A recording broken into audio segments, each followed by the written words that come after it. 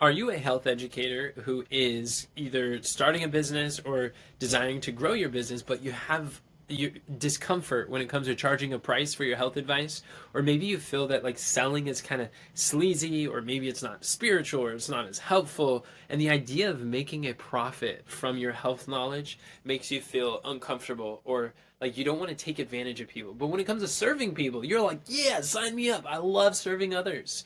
If this is you, then what I'm going to do is I had my editors take out a clip of an interview I did with Rawlin, and he is brilliant when it comes to growing a health education business, a profitable one, and he serves thousands of people in his health education business, and and he shared this story that was so profound and illustrated. It's going to forever change the way you look at profit. Because I'll tell you, most everything that you know about profit is wrong. And we've been lied to about what profit actually is. And it makes us feel so bad about it.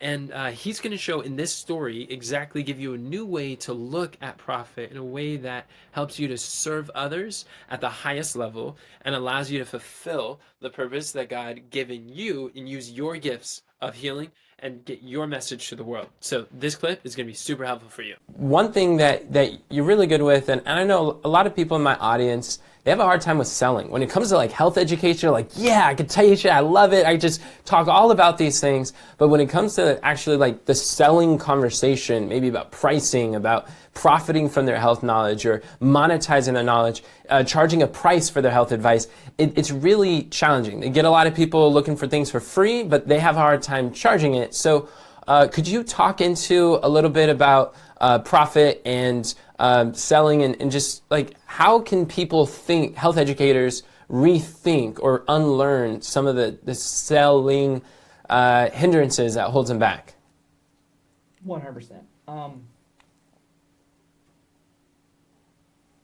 May we do some pruning with a story? Yeah, let's do it.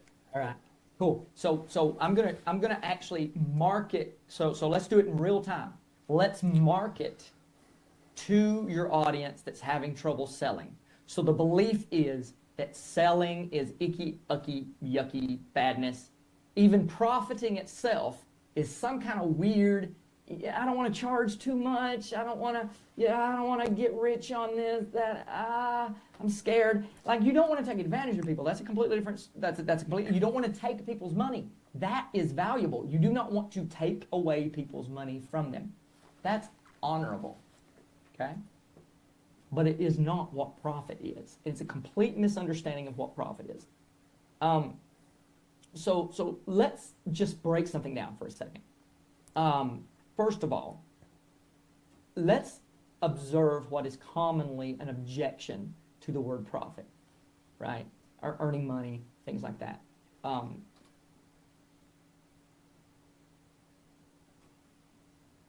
People misunderstand profit as getting someone's money.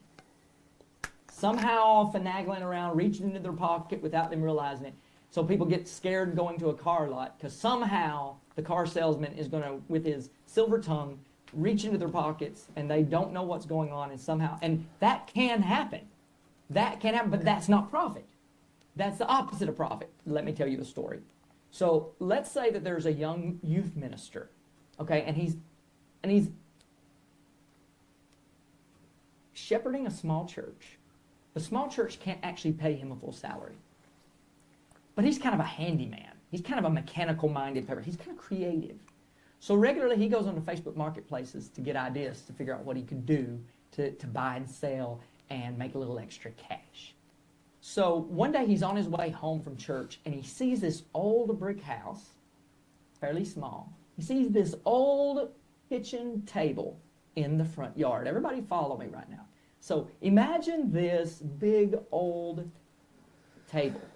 And he don't think much about it. But then he goes home and he goes to Facebook Marketplace and he's looking at some of the stuff. He's like, man, a lot of these old dining room tables that are like going for like $1,000. So, backstory, Henry and Henrietta live in this small brick house. And the reason why they have an old table out in their front yard is because their grown daughter It's a few weeks before Thanksgiving, 30 days before Thanksgiving, and their grown daughter just brought them a brand new dining room suit. Their mom was so excited. Henrietta was so excited. She'd been dreaming about one for years. And so they were like, what are we going to do with this old table? What are we going to do with it? And Henry was like, he had just had surgery on his hip. Like, he just didn't have, like, he thought about selling it. He was like, you know what? Let's just let the dump take it. Let's just put it out there by the garbage cans. Let the city take it. Well, they didn't take it the next day like they expected. So Henry called the city, and the city said, it's larger than what we take. We can take it, but we'll have to bill you $50 to take it away and haul it away. And so he figures, I guess that's what I'm going to have to do. He kind of grumbles about it, doesn't like the idea because, he's going to have to get this taken away. And, the table's been pretty rough condition. The top of it is very rough, right? All the paint's peeling off, right? The legs are weak. There's a lot of problems with it. Now, this young minister, we'll call him Jack because he's kind of a jack of all trades. Jack decides to knock on the door one day. He knocks on the door, and he says, hello there. Now, he's got khakis on, right? Because he's been this minister, so he's got khakis on. He's got a button-up shirt. First thing Henrietta says, I'm sorry, we're not buying any encyclopedias, and we're Baptist. And he says, no, ma'am, I'm not trying to sell you anything. In fact, I'd like to buy your table that's in your front yard. Henry comes to the door and says, how much would you give for it? He said, I'll give you $100 for it. He says, sold. Okay? So at this point in time, remember it was going to cost Henry and Henry had $50 to get it taken away. They were going to be negative $50. Here comes Jack. He's going to offer them $100 for this thing. Okay? Then what does Jack do? He loads it up. He goes to the hardware store. He gets screws, stain. He gets sandpaper. He gets shellac. Okay? And polyurethane to cover it up. Okay? To make it nice and smooth and clear and edible on. And then he goes to work on it for a little while. And you know what? He lists it for $1,000 on Facebook Marketplace. And then all of a sudden, guess what? He gets a hit. And someone says, you know what? I was going to go pick up a table today because my daughter's just getting married and she loves these old vintage tables. But you know what? I like yours. But I tell you what, I've already got a deal worked out with someone else for about $1,200, a new one. That's like it's about $1,200. He says, could you get me a deal on your $1,000? He said, I'll give it to you for $800. Jack says that. He says sold. So he goes and gets that. And guess what? This guy does not spend the $1,200 for the new one. Instead, for his daughter's wedding, he pays $800. Okay. Now, and he has a happy daughter. So the daughter comes home from her honeymoon with a brand new, a reclaimed dining room table, okay? So she comes to the table with nothing, right? Now, her father was planning on spending $1,200, ends up spending $800. Now, Henry and Henrietta came to the table with negative $50, and they walk away with $100. And then what does Jack walk away with? Somewhere around, he spends about $50 at the hardware store. So he makes about what, $650, about $650, right? Something like that. All right. So here's the question: he profited, right? Yeah, definitely. Now, if we're going to use the definition of profit, everyone came to the table. Someone came to the table with less, left with more. Who else profited? Henry and Henrietta, they profited. Even their daughter, their grown daughter who gave him the suite, they profited. Facebook Marketplace, he profited. He got a better deal than what he was going to buy for the wedding, and his daughters profited too, who had the wedding. And the hardware store. Yes, that makes a lot of sense. And the hardware store's employees, because they sold things. Yeah. Because the hardware store marked things up, and they sold things. They were able to pay their workers so that their workers could pay for their own electricity at their home. Yeah. And pay for their own. Feed their families. Because of one man's willingness to seek after profit, not trying to get people's money, but actually being externally focused rather than internally. I don't want to be like this. This is internally focused. It's the opposite of a service mentality. It's focusing on But a yourself. service mentality is to seek what someone else values and to help them receive that value and to accept as a trade something of a lower nature in order to receive that value. So if someone voluntarily will reach into their pocket, that man was super excited from Facebook Marketplace. He saved $400 and didn't get the new one because she liked the vintage one better. So she was better off. He was better off. Henry and Henrietta was better off. Jack was able to continue being the minister of that small church because he didn't need the salary from the members. So then all the members also profited from his ministry because he profited from the table. Exactly, because he couldn't have stayed there had he not been engaged in this type. This is the reason why the Apostle Paul was a tent maker and sold it, right? Apostle Paul said, let every man mind his own business so that he can walk honestly to them that are outside the faith. Like, if you want to change someone's life, you can do so by running a business. You can help them. Do you think, honestly, that someone would rather chop their leg off for diabetes and spend 50 grand doing so, or pay you 10 grand to make it go away forever, keep their legs and get in the floor with the grandkids? Which one do you think is more profitable to them? I'd rather pay 10 grand, save 40,000, pay 10 grand, save my leg, have more life with my grandkids. Exactly. But people think they're trying to get people's money. Their goal is to produce profit. And so what I tried to do with that story is to prune out your old definition of profit, an incorrect definition of profit that you've been living with, that you've proliferated and permeated into your existence that did not allow you to produce the fruit you needed to produce.